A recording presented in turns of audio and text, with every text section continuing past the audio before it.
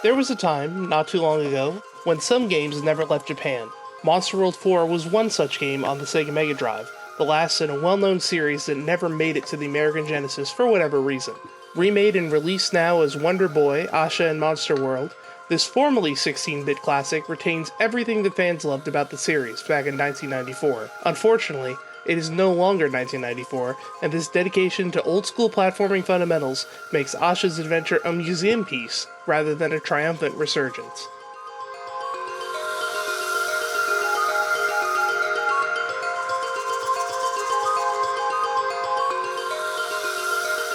Like the retro original, Asha in Monster World carries on mechanically from previous Monster World games, but presents a brand new journey with only a few ties to the ongoing story. Improving a classic like this seems like a slam dunk, but general nostalgia for the 1990s has produced a bunch of remasters and remakes that breathe new life into old favorites. In the case of Wonder Boy, Asha, and Monster World, a new coat of paint can't hide simplistic gameplay and outdated mechanics. Asha in Monster World is a straightforward action game featuring a hero with a limited moveset. Outside of sword swings, the only interactions in each level come from Asha's fantastical pet, Pepe Logu. Asha can throw it to retrieve items located off screen, push buttons, or climb up plumes of lava. Grabbing onto its feet is also the only way to perform a double jump. It's a wide variety of moves compared to other Genesis action games, but it's crushingly limited compared to most similar games we see today. Take the double jump in particular. Monster World's 4 levels take full advantage of this extra height once Asha learns the move, laying out paths that need you to make several in a row to proceed. In most games, this means simply hitting the jump button twice. But in Asha's adventure, there's an extra button press and a time buffer where she needs the Pepe Logu to give her some added distance.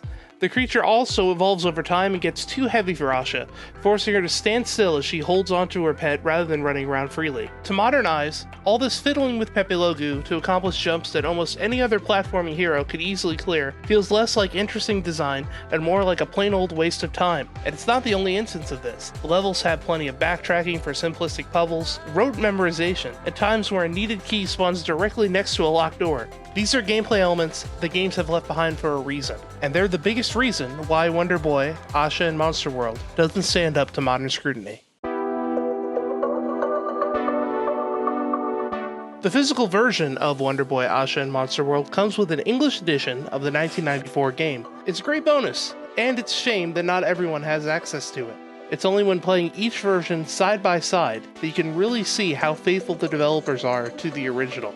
It's a shot-for-shot remake in the vein of Zack Snyder's Watchmen, only with a layer of cartoony cel shading instead of pixels. Different people will prefer different styles, but the original presentation put me more in the right mindset for what was to come. The new graphical treatment might set expectations for a game that's evolved from its original era, and that makes simple things like the lack of mid-level checkpoints and limited healing items all the more frustrating.